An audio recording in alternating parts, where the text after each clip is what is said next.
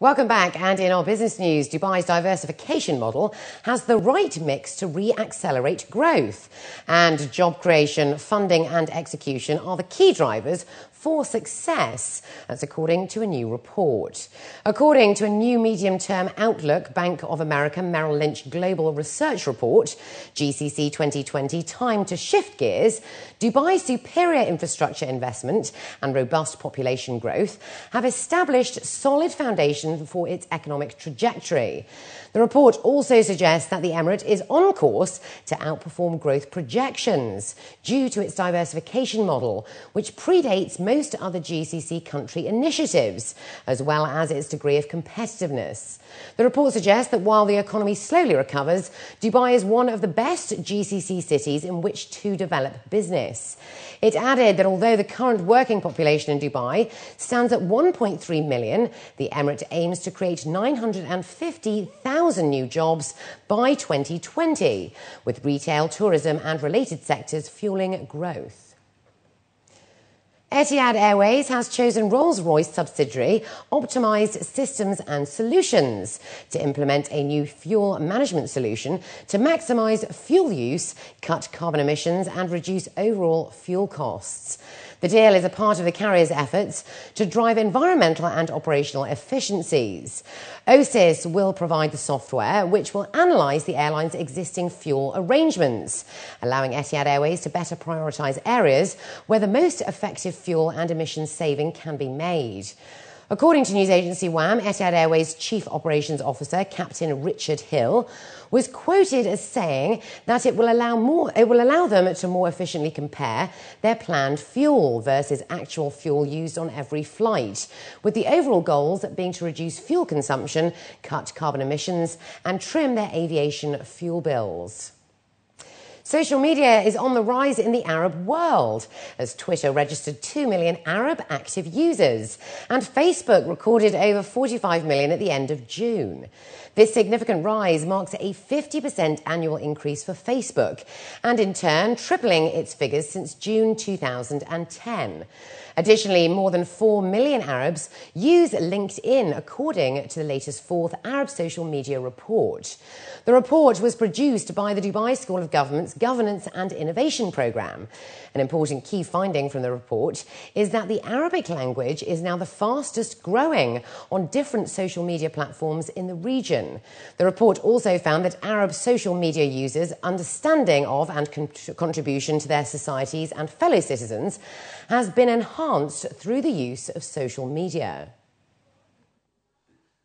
What we've also seen is a shift in the type of usage.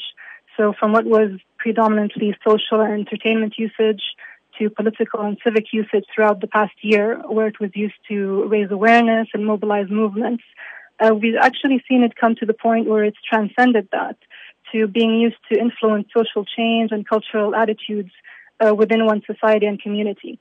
So, for example, in a survey we conducted, a majority of the people have said that they've become more tolerant of other people's views because of the exposure they've gotten to different kinds of points of view through social networking. And they also felt that their identity as a global citizen has been strengthened because of that. Rasha Murtada, the research associate with the Governance and Innovation Programme and lead author of the report, added that organic growth will be next for social media in the Arab world. There's also more organic growth that's going on and that's going to be sustained simply because people are realizing, building on the political empowerment that they felt last year using social media, that perhaps these tools can sort of empower them in other ways. For example, we started to see that young people and professionals and fresh graduates are realizing that social media has potential to kind of allow them to promote their own enterprises or even create their own enterprises. So I think that's one of the key things we're going to be seeing in the next few years.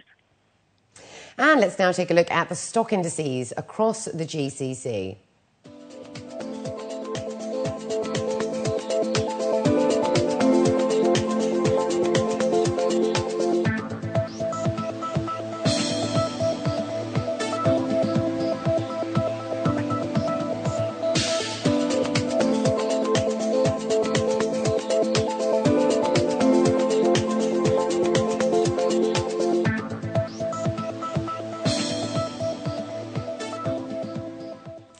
And looking to other news, the International Monetary Fund on Monday cut the projected world economic growth of this year and the next.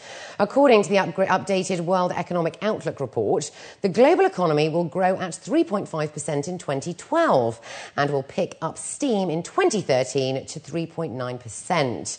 So to tell us more about these global growth forecasts, we earlier spoke with Philippe Dauba-Pantanacce, the senior economist at Standard Chartered Bank. Well, it looks like we are a little bit more pessimistic than the IMF. We do see the global growth at 2.5% for 2012. And the reason for that is that we think that the two major economies, which are the US and Europe, will go through more struggle this year. We actually see the US growing at a mediocre 2% this year. And we see the Eurozone actually in contraction this year at minus 0.8%. So without that, it's very difficult to see a growth higher than 2.5%.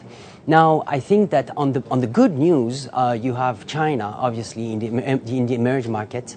And the latest reading that we got from China for the second quarter at 7.6% should be reconforting and beat, I think, the over-pessimistic sentiment that were over China.